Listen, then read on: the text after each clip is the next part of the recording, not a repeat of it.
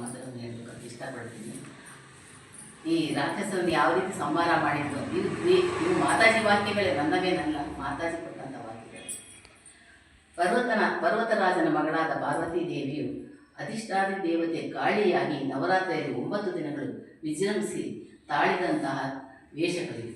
ಆದಿದೇವತೆಯರು ಒಂದನೇದಾಗಿ ಶೈಲಪುತ್ರಿ, ಎರಡನೇದಾಗಿ ಬ್ರಹ್ಮಚಾರಿಣಿ, ಮೂರನೇದಾಗಿ ಚಂದ್ರಗಂಠಳಾಗಿ ಮತ್ತು ಕೂಷ್ಮಾಂಡಳಾಗಿ, 4ನೇದು, 5ನೇದು ಸ್ಕಂದಮಾತೆಯಾಗಿ, 6ನೇದು ಕಾತ್ಯಾಯಿನಿಯಾಗಿ, 7ನೇದು ಕಾಳರಾತ್ರಿಯಾಗಿ, 8ನೇದು ಮಹಾಗೌರಿಯಾಗಿ, 9ನೇದು ಸಿದ್ಧಿದಾತ್ರಿಯಾಗಿ, 10ನೇದು ದುರ್ಗಿಯಾಗಿ ವಿಜೃಂಭಿಸಿದ್ದಾಳೆ ಪಾರ್ವತಿ ದೇವಿ ರಾಕ್ಷಸನನ್ನು ಸಂಹಾರ ಮಾಡಿ. ದೇವತೆಗಳ ರಾಜನಾದ ಇಂದ್ರನಿಗೂ ಮತ್ತು ಮಹಿಷಾಸುರನಿಗೂ ಯುದ್ಧವಾಗುತ್ತೆ. ದೇವತೆಗಳು ಸಾಮಾನ್ಯ ಮನುಷ್ಯರ ವೇಷ ಹಾಕಿಕೊಂಡು ತಿರುಗುವಂಥ ಸ್ಥಿತಿ ಬರುತ್ತೆ. ಅವರು ಇವಾಗ ರಾಕ್ಷಸರು ಅಪಾರ ಭಕ್ತಿ ಉಳ್ಳವರು. ಅಂದರೆ ಎಲ್ಲ ಪ್ರಪಂಚವನ್ನೇ ನಾವು ಆಡಬೇಕು, 3 ಲೋಕವನ್ನೇ ನಾವು ಆಡಬೇಕು ಅಂತ ಅವ್ರಿಗಿರುತ್ತೆ. ಹಾಗಾಗಿ ಅವರು ಈ ದೇವತೆಗಳಿಗೆಲ್ಲ ಸೋಲಿಸ್ಬಿಟ್ಟು ಬಂದು ಅವರು ಮಹಿಷಾಸುರ ಅದೇ ದೇವತೆಗಳು ಸಾಮಾನ್ಯ ಮನುಷ್ಯರ ವೇಷದಲ್ಲಿ ಅಡ್ಡಾಡ್ತಿರ್ತಾರೆ, ಹಂಗಾಗ್ಬಿಟ್ಟಿರುತ್ತೆ. ಆಗ ಮಹಿಷಾಸುರನು ಎಲ್ಲ ದೇವತೆಗಳನ್ನು ಸೋಲಿಸಿ ಅವರ ಸ್ಥಾನವನ್ನು ಆಕ್ರಮಿಸಿಕೊಂಡಿರುತ್ತಾನೆ. ಇವನ ಉಪಟಳ ತಾಳದೆ ವಿಷ್ಣುವಿನ ಹತ್ತಿರ ಮತ್ತು ಶಿವನ ಹತ್ತಿರ ಮೊರೆ ಹೋಗುತ್ತಾರೆ. ಆಗ ಪಾರ್ವತಿಯನ್ನು ಬ್ರಹ್ಮ ವಿಷ್ಣು ಮಹೇಶ್ವರರು ಆಯ್ಕೆ ಮಾಡುತ್ತಾರೆ. ಈ ದೇವಿಯಾದ್ರೇ ಸಂಹಾರ ಮಾಡಲಿಕ್ಕೆ ಸಾಧ್ಯ ಅಂತ ಅವರು ಇಷ್ಟಪಟ್ಟು ಒಂದು ಆಯ್ಕೆ ಮಾಡ್ತಾರೆ. ಎಲ್ಲ ದೇವಾನುದೇವತೆಗಳ ಶಕ್ತಿಯನ್ನು ಅವಳಿಗೆ ಅರ್ಪಿಸುತ್ತಾರೆ. ಮತ್ತು ರಾಕ್ಷಸ ಸಂಹಾರಕ್ಕಾಗಿ ಶಿವನ ತೇಜಸ್ಸಿನಿಂದ, ವಿಷ್ಣುವಿನ ತೇಜಸ್ಸಿನಿಂದ, ಬ್ರಹ್ಮನ ತೇಜಸ್ಸಿನಿಂದ, ಇಂದ್ರಾದಿ ಎಲ್ಲ ದೇವತೆಗಳ ತೇಜಸ್ಸನ್ನು ಪಡೆದು ದೇವಿ ಪ್ರತ್ಯಕ್ಷಳಾಗುತ್ತಾರೆ.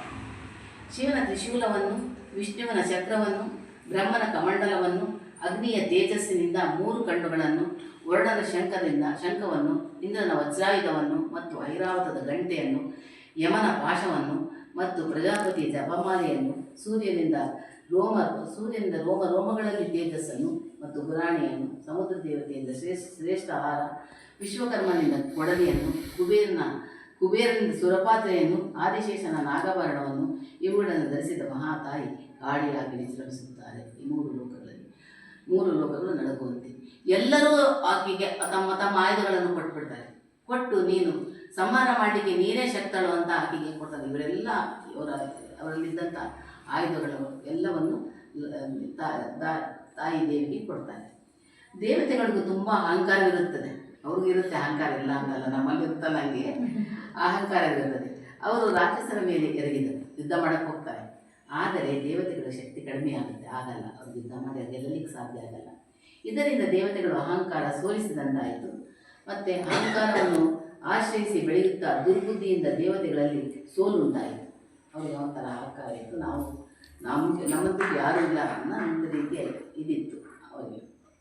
ಆಗ ರಾಕ್ಷಸರಲ್ಲಿ ಅಪಾರ ಭಕ್ತಿ ಇರುತ್ತೆ. ರಾಕ್ಷಸರಲ್ಲಿ ಸಾಮಾನ್ಯದವರಲ್ಲ, ಅಪಾರ ಭಕ್ತಿ ಇರುತ್ತೆ. ರಾವಣ ತನ್ನ ಕರುಳನ್ನೇ ಎಳೆದು ಶಿವನನ್ನು ಪ್ರತ್ಯಕ್ಷ ಮಾಡ್ಕೊಂತಾನೆ ವೀಣೆ ನುಡಿದು.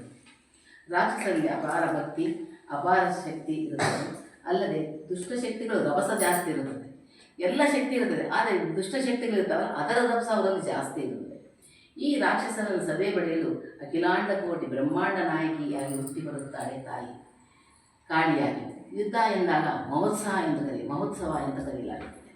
ಪ್ರಥಮ ಚರಿತ್ರೆಯಲ್ಲಿ ಮಧುಕೈಟವರೆಂಬ ರಾಕ್ಷಸರನ್ನು